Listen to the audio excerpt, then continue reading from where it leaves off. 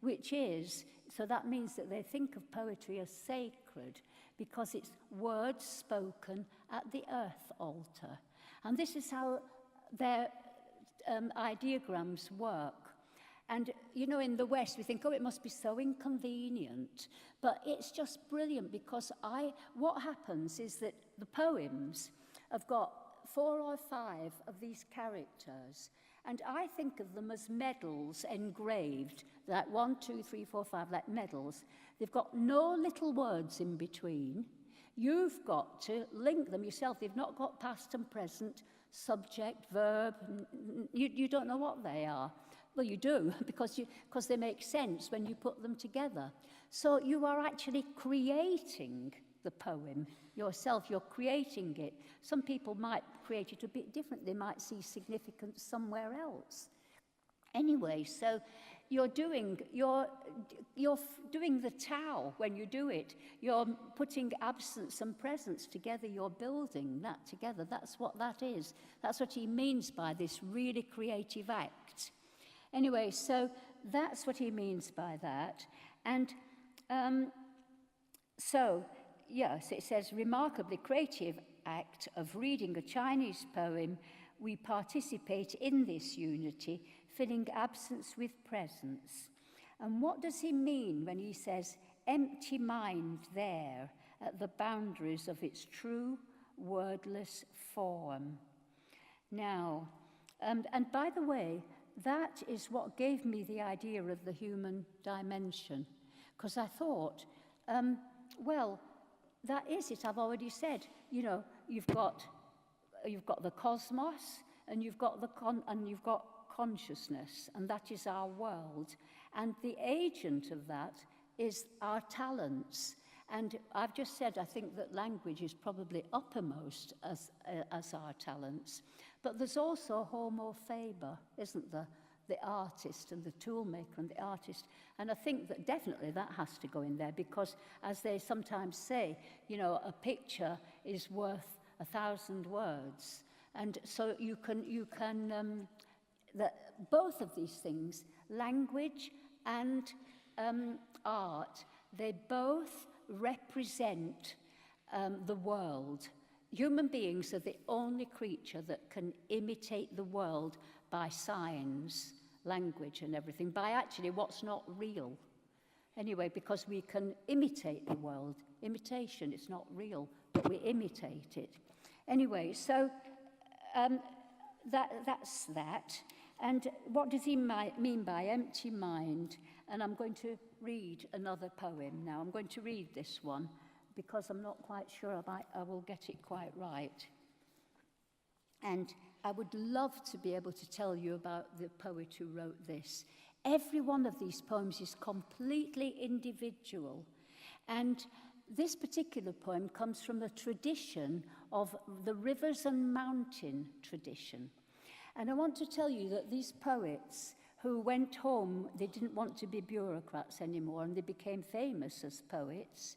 And one of the things that is one of the big things about this poetry is this rivers and mountains section of poetry.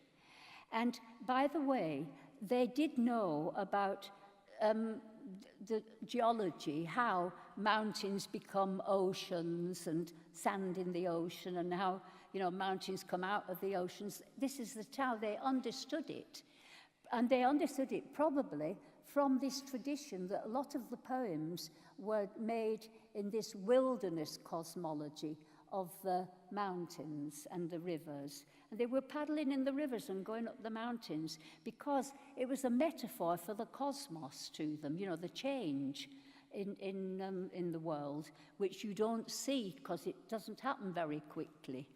Anyway, so this poem comes from this tradition.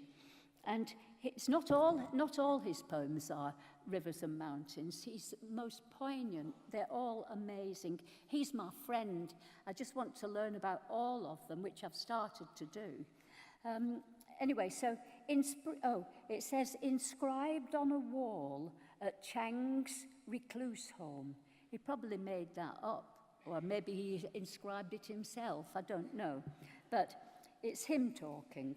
He's called Vw. In spring mountains alone, I set out to find you.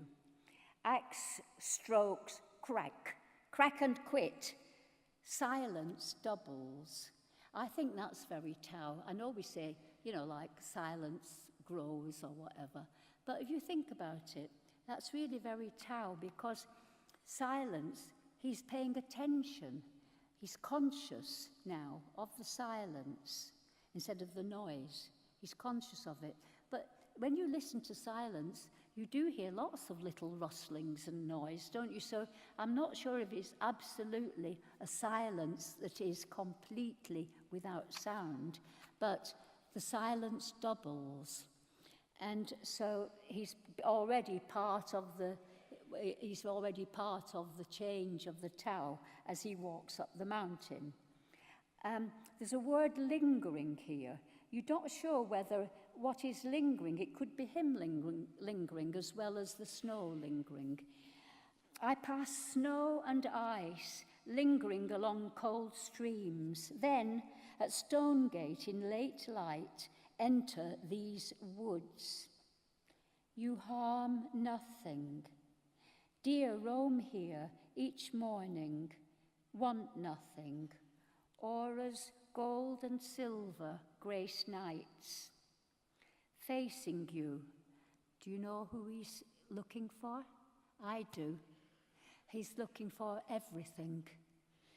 And he says, facing you on a whim in bottomless dark, the way here lost. I feel it drifting, this whole empty boat. He is emptying himself. He's got a clear mind, and somehow he's doing this nothing doing, and the world is living for him, something like that.